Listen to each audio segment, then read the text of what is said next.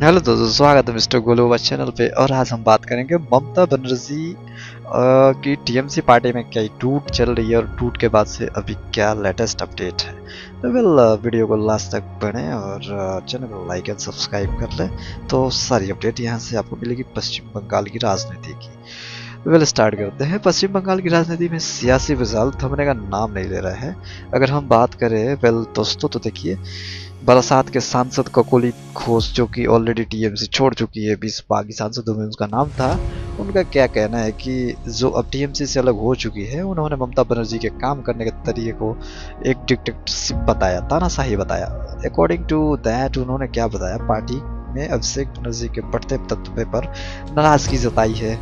Start करते हैं। देखिए क्या है कि अभी पश्चिम बंगाल की पॉलिटिक्स में ममता बनर्जी के सबसे भरोसेमंद चेहरे में से एक काकोली घोष दस्तीदार ने टीएमसी से सबसे जब से नाता तोड़ा है, तो बहुत सारे सवाल उठ रहे हैं। इसी बीच एक रिपोर्ट आ रही है और इसके अकॉर्डिंग क्या है, उन्होंने काकोली दास ने क्या बोला कि तानाशाही पर गंभीर सवाल खड़े किए हैं। काकोली ने कहा कि 1998 में जिस विचारधारा के साथ पार्टी शुरू हुई थी, अब वो दम तोड़ चुकी है, मतलब ऐसा काम नहीं कर रही है। काकोली दास का कहना क्या था, उन्होंने बोला कि मीडिया में छपी खबर के मुताबिक काकोली घोष ने ममता बनर्जी पर सीधा हमला बोला है। और उनका कहना है कि ममता बनर्जी अब वैसी नहीं रही जैसे वो पहले साल कुछ बीते सालों में हुआ करती थी।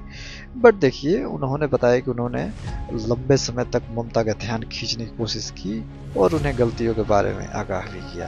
बट देखिए दोस्तों, यहाँ पे क्या है कि पार्टी छोड़ने के बाद से सभी उनके पार्टियों का आरोप लगाते एक दूसरे के। अब यहाँ पे काकोली दास सीधा कटाक्ष मार रही हैं ममता बनर्जी के ऊपर और पार्टी छोड़ दी है, तो पार्टी को तो ऐसे बोलेंगी ही, क्योंकि उस पार्टी से निकल चुकी हैं और एनडीए में लगातार जाने की बात कर रही है।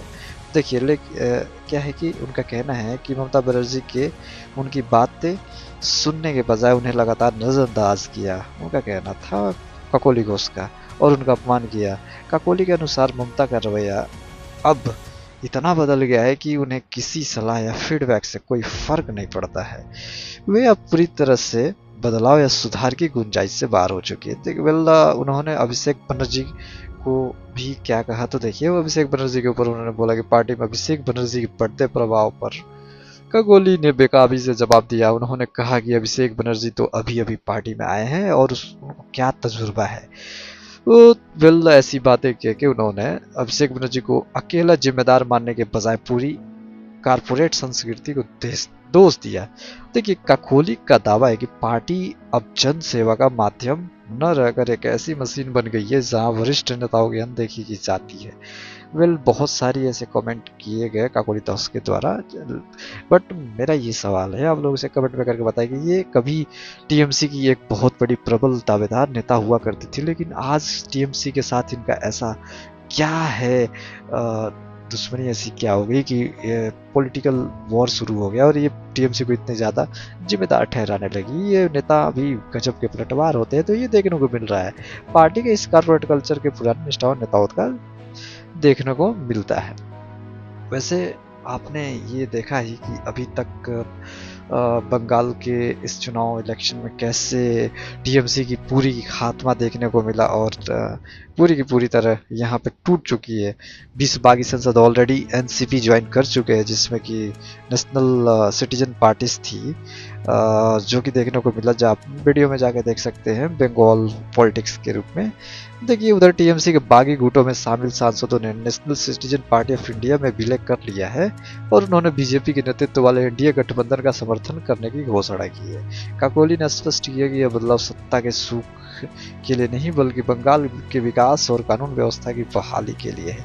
क्या ये सच में टीएमसी का द एंड का नाम हो गया, जिससे कि टीएमसी पूरी तरह से खत्म हो चुकी है और टीएमसी अब क्या यहाँ से उसकी भी बहुजन समाज पार्टी वाली हाल होने वाली है, जो कि मायावती के साथ हुआ था। तो ये भी एक देखने वाला दिलचस्प होगा। उन्होंने साफ कहा कि कानूनी दाव पर पेच और दल बदल विरोधी कानूनी सामना करने के लिए पूरी तरह तैयार है और उन्होंने अब मोदी और अमित शाह के विजन के साथ मिलकर बंगाल के विकास में एक संकल्प लिया। दोस्तों, देखिए, अब यहाँ पे क्या देखने को मिल रहा है, सबसे बड़ी चीज़ क्या है बंगाल की पॉलिटिक्स में। तो बंगाल के पॉलिटिक्स में एक चीज देखने को जरूर आ रहा है कि जब से पश्चिम बंगाल की राजनीति टीएमसी का इस समय सबसे बड़े आंतरिक संकट से गुजर रही है, जिसमें ऋतव्रत बनर्जी के नेतृत्व वाले बागी गुट के ममता बनर्जी को पार्टी अध्यक्ष पद से हटाकर अरूप राय को नया चेयरमैन नियुक्त किया है। वही लोकसभा में टीएमसी के 20 बागी सांसदों ने पार्टी का national citizens party of India में विलय करने के स्पीकर को सौंपा है। तो वेल दोस्तों, ये आज का इन्फॉर्मेटिव वीडियो रहा, और चैनल पर ऐसे लाइक एंड सब्सक्राइब कर दे। वीडियो इन्फॉर्मेटिव लगे तो धन्यवाद।